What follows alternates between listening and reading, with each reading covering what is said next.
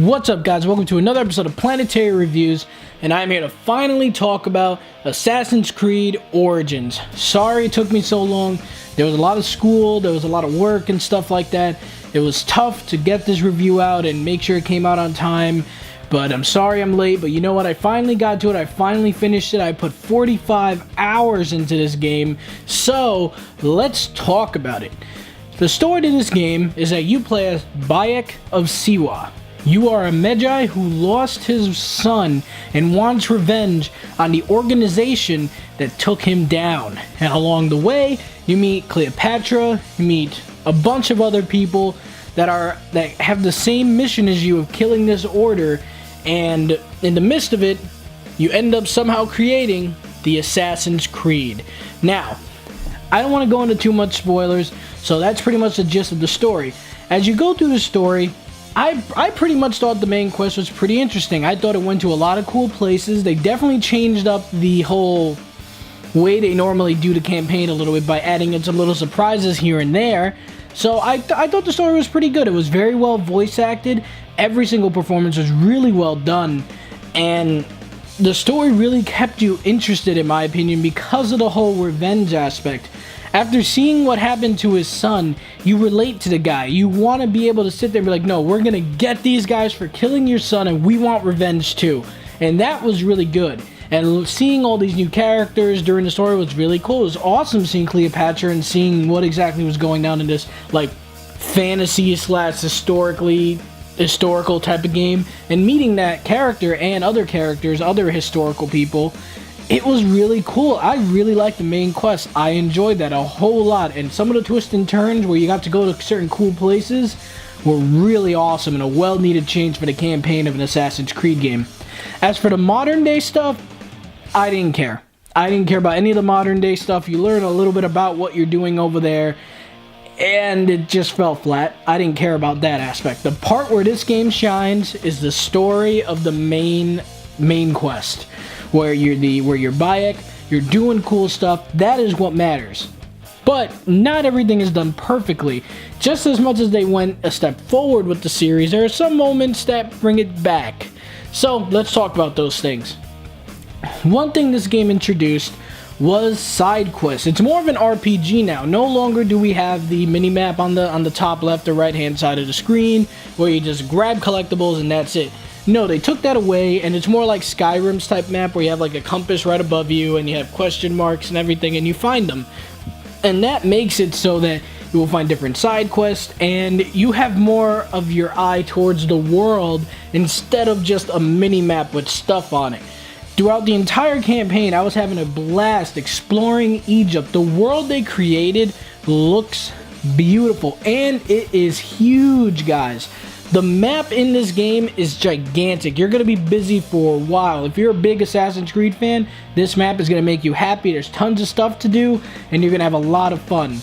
But that could also be a flaw in this game, because, again, this is a Ubisoft open world. There are some of the tropes. There are a bunch of outposts for you to go out there, take down, and take over. It's the same old thing with that. There are not collectibles, but there are little things on the map that you could go discover, and like temples that have like puzzles that you have to solve and everything like that. That's cool. It feels, in a way, it feels new, but then it also feels old in a way because the outposts. There's a lot of typical tropes. But at the end of the day, when it came to the environment and stuff like that, I enjoyed that. Now for the side quest, that was cool. A lot of them were pretty interesting to do. But at the end of the day, as you started getting through them more, the variety started to really just drizzle out. It just turned into a lot of fetching and getting stuff for people. And the story sometimes for some of these side quests after a while really didn't bring you in enough. In the beginning, I was finding some really good side quests that I really did care about, which was pretty cool. So, when it comes to the side quests, some of them are good, some of them are bad. What really should have happened is that there should have been better cutscenes with that. A lot of the times during the side quests, you're just talking, and there's no real It would have been great if there was a real nice cutscene with more facial animations and stuff like that. Instead, it was just you standing there, just looking at the NPC and talking. So that kind of took me out of it. But let's talk about the other new things they added. They added a loot system to this game. The loot system to this game is pretty cool in my opinion. I like it. We have a large variety of different weapons you could find. You could find spears, you could find swords, you could find sickles, you could find hammers, you could find axes. You could find a bunch of different types of arrows. You could find, not arrows, a bunch of different types of bows. And there's different rarities. And throughout the entire game, I was feeling like I was always finding cool stuff. I never felt like I was grinding for it, in my opinion. I was having a good time always finding new things. Granted, when you find like certain things you really like and you have a certain fighting style, you're gonna stick with the same stuff like I did. Because the combat in this game, in my opinion, is really good. The only thing is, you're definitely going to find your niche with certain weapons. I love the one-handed sword and maybe a heavy weapon on my back. And that was the way I always rocked. I had the same two weapons after a while, or same types of weapons. I very rarely switched. But the combat being deeper was awesome. I loved being able to dodge. It was no longer that stand there, press square, you parried, and you kill them. Stand there, press square, you parried, you're done. The combat was a lot more intense and a lot more like fluid, but sometimes, even though it was cool and I liked it, there were some flaws. The camera can mess up a little bit during combat. It could get a little jarring, it could get all over the place, and the lock-on system could definitely use some work. The lock-on system is not perfect. So as much as I do like the combat system, there are some flaws in it. So that's the combat, that's the loot system. The next thing I want to talk about, there are microtransactions in this game. We have things that are time savers and stuff like that. You're going to see it right away in the store. In my opinion, you don't really need it. Only reason why I think for some reason the game gave me a free 200 in-game like currency for some reason. I didn't buy it, I just had it. I don't know if it was from Uplay or something, but I had it. And I got like this time saver for crafting items, like one small amount of extra crafting items that I didn't have to hunt for. But for the most part, you're going to find these things as you're playing the game. You're going to be hunting. You're going to enjoy hunting. You're going to enjoy killing these crocodiles. You're going to enjoy killing the lions, the tigers, everything that's out there. Exploring this world is fun. So you're not really going to have the urge to buy the time savers unless you really don't have time to play the game all that much. So then they're there if you need it. But for the most part, you could just ignore that. And there is a season pass for future expansion packs. I don't mind that. Granted, to me, it's a little bit expensive, but you know what? The game feels complete in my opinion without it. You don't need the season pass to enjoy this game.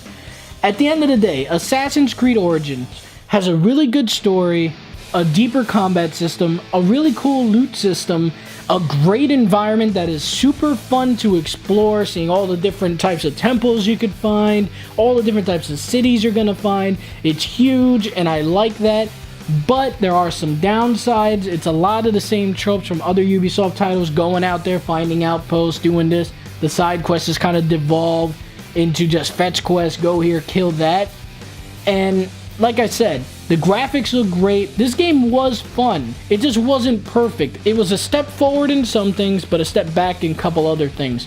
But you know what? At the end of the day, I had a lot of fun with Assassin's Creed Origins. I think that if you're a huge Assassin's Creed fan, go buy this right away. If you're not, or you just haven't been as into the series as of recently, maybe wait for a sale. But for me, at the end of the day, Assassin's Creed Origins gets a solid B from me.